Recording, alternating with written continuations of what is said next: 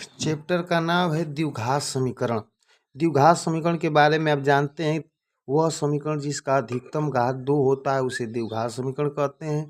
और किसी भी द्विघात समीकरण के दो मूल होते हैं, एक अल्फा होता है और दूसरा बीटा होता है। तो इसमें अति लघुत्तरी प्रश्न में दिया है कि गुणनखंड विधि से निम्न समीकरणों के मूल ज्ञात कीजिए। यानी हमको अल्फा और बीटा का मान ज्ञात करना है। जैसे एक समीकरण हमको दे दिया x square minus 3x minus 10 बराबर 0। इसका हमको मूल ज्ञात करना है। तो इसका नियम होता है कि पहले पद और अंतिम में गुणा करेंगे तो माइनस 10 एक्स स्क्वायर हो रहा है।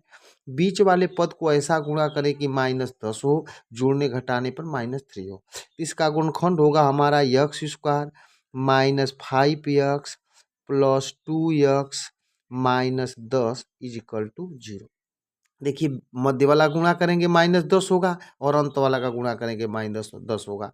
अब दोनों पदों में से कामन लेने पर हमारा दोनों कोष्टक का मान बराबर होना चाहिए। अगर यहाँ से हम यक्स कामन लेते हैं तो यक्स माइनस 5 होगा। अगर यहाँ से प्लस 2 कामन लेते हैं तो x minus 5 is equal to 0। सवाल हमारा तभी सही है जब कामन लेने पर दोनों कोष्टक का मान बराबर है। अब इसमें से हम लिख सकते हैं, इस कोष्टक में से एक को लिख लेंगे यक्स माइनस 5 और दूसरे कोष्ट में लिख लेंगे x plus 2 is equal to 0। अब हम लिख देंगे x minus 5 is equal to 0। तो यक्स बराबर हमारा होगा 5, एक मूल्य यानी ए हो गया। दूसरा दे दिया है x plus 2 is equal to 0। तो यक्स बराबर हो गया हमारा माइनस 2। यानी हमारा आंसर हो गया यक्स बराबर 5 और एक हो गया यक्स बराबर माइनस 2। यानी ये हमारा आंसर हो गया। फिर इसी में एक दूसरा क्वेश्चन दे रहा है, इसी में क्वेश्चन नंबर इसी का 2 दे रहा है कि यदि 2x square plus x minus 6 बराबर 0 हो तो इस समीकरण का मूल ज्ञात कीजिए। तो वही नियम इसमें भी लगाएंगे, पहले और अंतिम में गुणा करने पर 12 एक्स स्क्वायर हो रहा है। अब बीच वाले को ऐसा तोड़े कि गुणा करने पर 12 हो और जोड़ने घटाने पर यक्स हो। तो इसका गुणनखंड हमारा होगा 2x square plus 4x minus 3x minus 6 is equal to 0। अब दो दो पदों में से कामन लेंगे तो दोनों कोष्टक का मान बराबर आना चाहिए। यहाँ से अगर 2x कामन लेते हैं तो यहाँ से बचेगा x प्लस 2। अगर यहाँ से माइनस 3 कामन लेते हैं तो बचेगा x प्लस 2। यानी तभी सही है जब दोनों कोष्टक का मान बराबर है। अब इसमें से इसके साथ इसको ले लेंगे तो 2x माइनस 3 एक कोष्ट में हो जाएगा। इन दो कोष्टक में से एक को उतार देंगे, x प्लस 2 बराबर 0।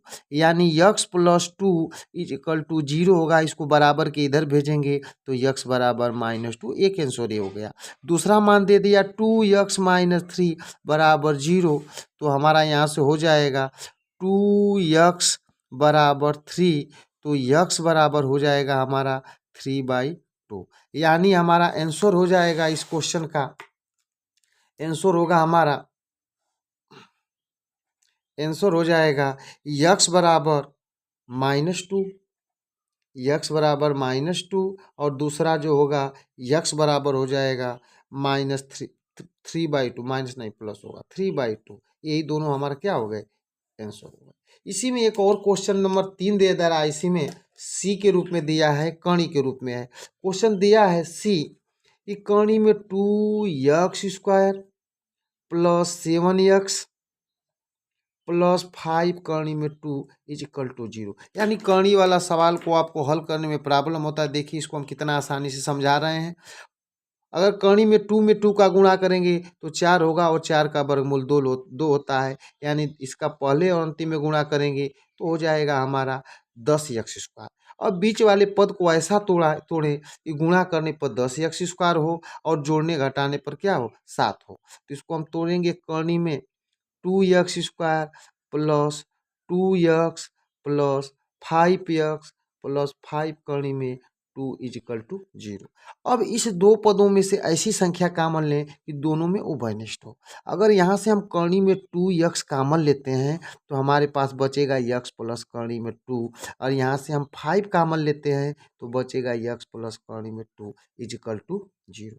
हमारा सवाल तभी सही है जब कामन लेने पर इस दोनों कोष्टक का मान बराबर। इसके साथ इसको ले लेंगे तो कर्णी में 2x प्लस 5 हो जाएगा, और इस कोष्टक में हो जाएगा x प्लस कर्णी में 2 इज इक्वल टू 0। एक मान होगा हमारा x प्लस कर्णी में 2 इज इक्वल टू 0, तो x बराबर हो जाएगा माइनस कर्णी में 2, यानी बराबर के इधर भेजेंगे तो प्लस रहेगा तो माइनस, और माइनस रहेगा तो प्लस। ये दूसरा मान दे दिया है, कर्णी में 2x plus 5 is equal to 0, तो यहाँ से हमें मिलेगा x बराबर, बराबर के इधर जाएगा तो -5, और इसको भेज देंगे कर्णी में 2, यानी हमारा आंसर हो